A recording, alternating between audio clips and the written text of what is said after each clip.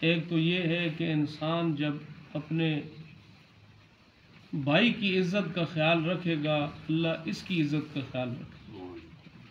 اور دوسرے نمبر پہ حدیث پاک میں کیا ارشاد فرمایا کہ جب بندہ اپنے بھائی کی مدد کرے گا اللہ اس کی مدد کرے گا۔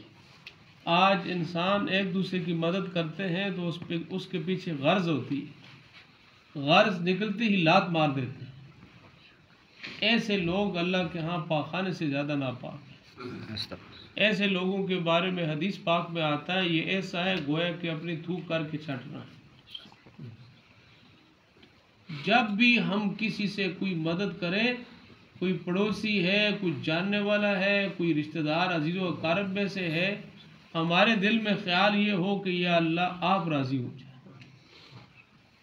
ایک صحابی ہے، انہوں نے کیا کہا تھا، غالباً حضرت سعد رضی اللہ عنہ، انہوں نے یہ کہا میں قسم اٹھا کے کہتا ہوں میں نے اس قبر والے سے، یعنی نبی پاک علیہ السلام کی طرف اشارہ کیا، آپ روزہ میں تھے، آپ کے روزے مبارک کی طرف اشارہ کر کے فرمایا میں نے اس قبر والے سے سنا، اپنے آقا سے سنا ہے کہ جو بندہ کسی مسلمان کی ایک حاجت کو پورا کرے گا اللہ 10 سال کے نفل اعتکاف سے زیادہ ثواب دیتا ہے۔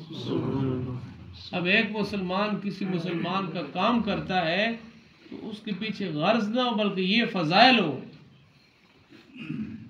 کہ جو کسی مسلمان کی ایک حاجت کو پورا کرے گا اللہ 10 سال کے نفلی اعتکاف سے زیادہ اجر دے۔ اور دوسرے نمبر پہ ہماری محفلوں سے لوگوں کے عیب نکل جائے۔ یہ آج نظر نہیں آ رہا، اللہ کی قسم کل ہم روئیں گے، ہمارے پاس نیکیاں پہلے ہی نہیں ہیں پھر اوروں کو کیوں دیتے؟ جب تک بات کی تحقیق نہ ہو ہم غلط بیانی نہ کریں۔ کتنی باتیں ایسی ہیں سنی سنائی پہ ہم ایک دوسرے سے فلاں یہ کرا، اپنے گمان ہوتے اور ہوتا وہ سچ نہیں۔ اسی وجہ سے سارے بھائیوں سے درخواست ہے، آج ہمارا کام ہے بتانا، اللہ کرے میرا دل بھی بدل جائے، آپ کا دل بھی بدل جائے، ورنہ کل ہمارے سامنے جب ہمارا پیپر آئے گا، اعمال نامہ آئے گا تو پھر افسوس کا کچھ نہیں بنے۔ آج اللہ نے موقع دیا ہے رمضان سے پہلے ہی ہم اپنا معمول بنا لیں تاکہ روزہ بھی خراب نہ ہو۔ ہماری زبان سے اگر کوئی خیر نہیں نکلتا تو پھر آپ نے کیا فرمایا حدیث میں فَلْيَقُلْ خَيْرًا أَوْ لِيَصْمُتْ، کہ مومن بندے کو یہ چاہیے کہ اگر کہتا ہے تو زبان سے کوئی نیکی کی بات کہے، اگر نیکی کی بات نہیں کہہ سکتا تو پھر خاموش ہو جائے۔ تو اسی لیے ہمارے محفلوں سے، ہمارے جتنے آپس میں بیٹھ کے ہوتی ہیں ان سے کسی مسلمان کی پردہ پوشی کے بارے میں، کسی مسلمان کے عیب کے بارے میں بات نہ ہو، کیونکہ جس کا بندہ ہے وہ دیکھ رہا ہے، وہ ہم سے زیادہ جانتا ہے اور ہم سے زیادہ پکڑنا بھی جانتا ہے۔ جب وہ آ رہا ہے، جب اللہ اسے ڈھیل دے رہے ہیں تو پھر ہمارا حق نہیں بنتا۔ کچھ چیزیں ایسی ہیں جہاں پہ عیب ہم ظاہر کر سکتے ہیں، ان کے علاوہ اجازت نہیں۔